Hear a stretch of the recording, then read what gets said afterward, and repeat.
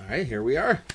Good morning, everybody. Good morning, good morning. Happy day after President's Day. Happy Palindrome Week. It is 2 Tuesday. I believe that's called. It's February 2nd, 2022. Weird stuff. And kind of relevant to what we're going to be talking about today. If you never tuned in before, this is a show called Breakfast with Disaster. And what that is we tell you all the most terrible things that can happen so you know how to avoid them. And how do we know that? It's not because we are sick individuals who track that sort of thing. We are cool individuals who help with that sort of thing. My name is Dan Bauer. I work for ServPro, the Southtowns ServPro of West Seneca, Lancaster. And every single day, I am cleaning up flooded basements. I am cleaning up burnt out down houses. I am doing all sorts of gross stuff I cannot tell you here because it is not exactly polite conversation. We see a whole lot of stuff, and we don't want any of it to happen to you, and if it does, we want to be able to help you out. So good morning, Diane. Good morning, Brianna. I think people are kind of popping on now. A lot of people I know had the day off yesterday, probably catching up. This will be a short one, but I think a fun one, because we're going to be talking about a topic that everybody deals with, and that is chaos. So bear with me here. You guys know this guy. This is one of my wife's celebrity crushes, along with Steve Martin. She's got an interesting taste, obviously. This is Jeff Goldblum, specifically Jeff Goldblum in the movie Jurassic Park from 1993. And if somebody comes on the stream and tells me they don't know what that movie is, I'm going to feel very, very, very old. I'm assuming most people do. In this movie, he plays a character called Dr. Ian Malcolm. And that character is known for really three things. First and foremost, he's got this really strange laugh. You can find it on YouTube. It's like ha ha ha ha ha ha ha. I'm not doing it justice. It is. I'm embarrassed. I just did that. In fact, number two, he makes this assertion, and it's oft repeated from this movie. It's that life finds a way. Specifically, he's talking about dinosaurs, but we'll get into how that applies here. But number three, he introduces this idea into popular culture of chaos theory. Which you may or may not have heard of. He's a mathematician who specializes it in the movie, and I'm not going to get into like the mathematics behind chaos theory. That would be the different show for a different time. But the idea of it kind of hinges on this idea that unpredictability, chaos, what have you, that's an essential part of the universe. It's beyond us to predict everything 100%. The example that people give, the sort of metaphor, is if a butterfly flaps its wings in Texas, that can cause a tsunami halfway around the world. That's not to say that the world is totally random. It's just beyond our capabilities as human beings to be able to measure it, to understand it, and to control it. And we all know this is true even anecdotally. When's the last time you spent the day doing exactly what you planned? Things happen. There's sudden, unpredictable rainfall or sudden, unpredictable car accidents. Maybe you just, your mood changes. You lose your energy. And we spend a lot less of our time than we would like to think doing what we planned, and a lot more of our time reacting to what's happening to us, dealing with chaos. And you might be asking, why am I talking about this? Isn't this a show about water damage? Why are we talking about mathematics? And I've been thinking about this topic a little bit, especially over the weekend. I was trying to articulate to myself kind of what sort of topics should we be talking about on this show? What's the overlap between ServPro and me and the people who watch, who are generally in insurance or they're in property management? And I could talk about disasters all day long, but if it's not helping you, then what's the use? Obviously, the real overlap is property. That's the most material, simple thing. When property gets damaged, people who deal with it call me to fix it. That's obvious. That's sort of pedantic, I guess. The real binding element here is not just that, but it's chaos. Conceptually, it's chaos. And I'm going to give you an example of what that actually looks like. And I just want to say good morning to everybody who's here. Missy, Mike, Kathy, Karen, good to see you. We're talking about chaos today as a thing that really binds us together. We're putting an optimistic spin on chaos. I want you to imagine something. We're going to take this in the property management direction.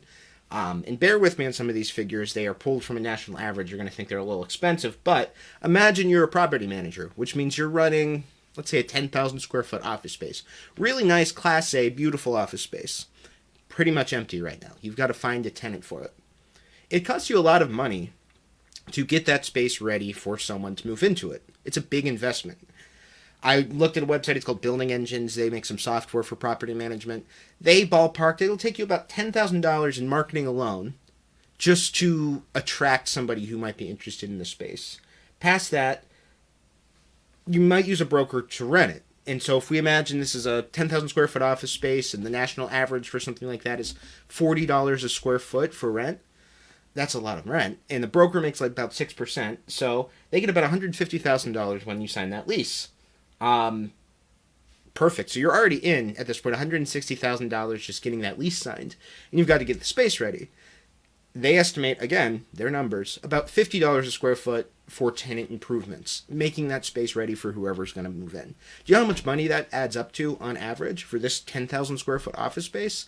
$650,000. That is a lot of money. That's a big chunk of change.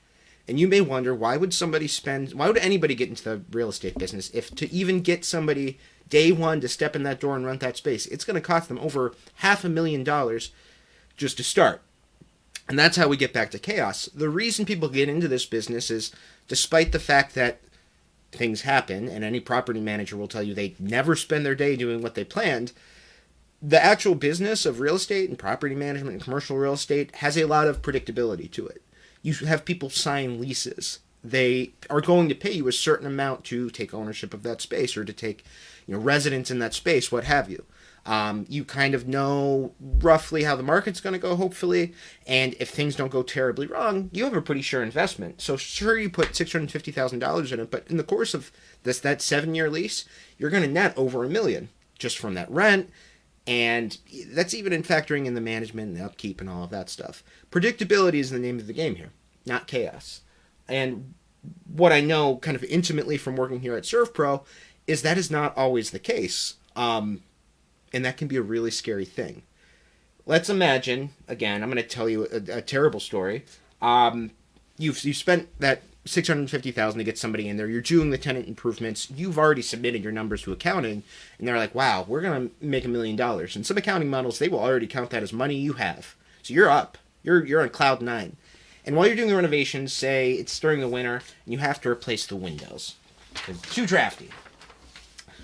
You have a contractor. Say the space is on the 3rd floor of a building. They remove a window, and they think, "Well, I'm not going to get to replacing it today. This isn't a security risk. I'm going to pop a moving blanket over it." And what that's going to do is we'll keep all the birds and the riffraff out, and tomorrow when I get here, I'm going to pop a new window in there. It's going to be fine. Unexpectedly, chaos. Temperatures plummet to under 10 degrees Fahrenheit that night. A little colder than they thought. And you've got this brand new, say, sprinkler system in there. And all of a sudden, the water in that sprinkler system freezes because all of a sudden there's no window to keep out the cold. And then, as it thaws, those lines pop. This really happens. This happens more often than you would think. All of a sudden, in the middle of the night, before you have security there, before you have a water leak detection system set up, you've got 40 gallons a minute of water. That's about how much a sprinkler system will put out, pouring into the space. And let's say it goes for about 8 hours. This is not something you could have predicted. It's not something you could have planned. It really had nothing to do with you. It was somebody else's mistake. But that gives you about, and I did the math, 20,000 gallons of water in your space overnight. If you take that, a gallon of water weighs about 8.34 pounds. Weighs exactly 8.34 pounds, actually. That comes out to 166,800 pounds of water in your brand new office space that you've already sunk over $500,000 into. That is as much as this space shuttle, this is the Endeavour, weighs. You have a space shuttle's worth of water sopping into your, laying on your floors, sopping into your walls, ruining everything. All of a sudden, did I lose my camera? Uh-oh, we're having some technical difficulties. Let me see if I can bring that back real quick. There's my head. Okay. I'm just going to switch to my laptop camera here. This is a lot less fun. But, here I am. really large. Anyway, you have... There's my camera back. 1 second, guys. I apologize for the issues here. There I am. Okay. Let's hope that doesn't happen again. Chaos, right? That was not a bit. That really happened. Anyway, you have a spaceship's worth of water in your space. That $650,000 investment that you made that was like a sure thing that you already submitted to your boss is now like an albatross hanging around your neck. What's going to happen? Is that tenant actually going to be able to move in that space and start paying rent? How much is it going to cost you to get that space ready? You're going to have to find somebody else and sink another $500,000 into the space. It was a win for you when they signed the lease. Now it's a career-ending nightmare. All because of one person's oversight, one person's mistake, a little bit of chaos, a butterfly flapping its wings.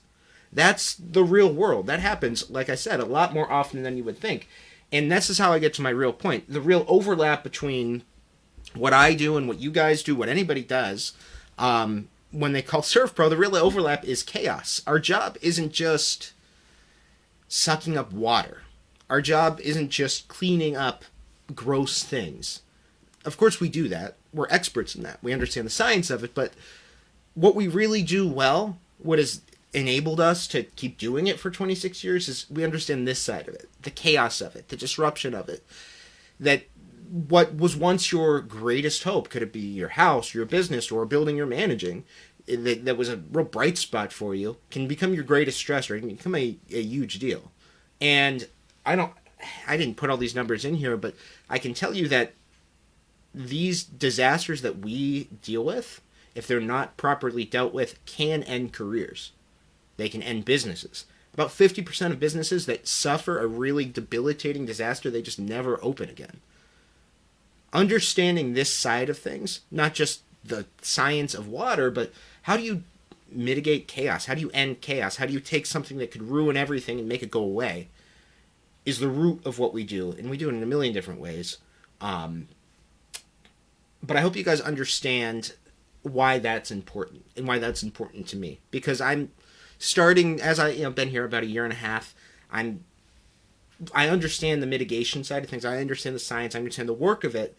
But this part can grow and grow and grow. So I'm going to be talking a lot more about chaos. I hope you guys are ready for that. And thinking about ways we can manage it for you. Until then, it's a little transparency. A lot of chaos in here. I swear it was not on purpose. I say we get to our prize drawing. Now, I want to see who's here, because this is the fun part, right? If you're in the Mug Club, you're already on this wheel. Let's bring up the wheel. If you're in the Mug Club, you're already on this wheel. If you're watching this show right now, and I call your number, you will win a double prize. Here's the kicker on that. I have to know you're here to do that. So comment on this video right now. Just say hi, say good morning, say something about Jeff Goldblum, whatever, so that I know you're here, so that I can get you your double prize. I'll give you about 5 seconds as I pull up my list here, and then I'm going to draw the name. So, good morning, Sam, Megan, Lynn. Dedication Lynn from Florida. I love that. I'm very jealous you're in Florida, though. It's not too bad up here, but Missy, Nikki, good morning. Karen, Kathy, Michael, Brianna, Diane. Core crew today. Let's spin this wheel.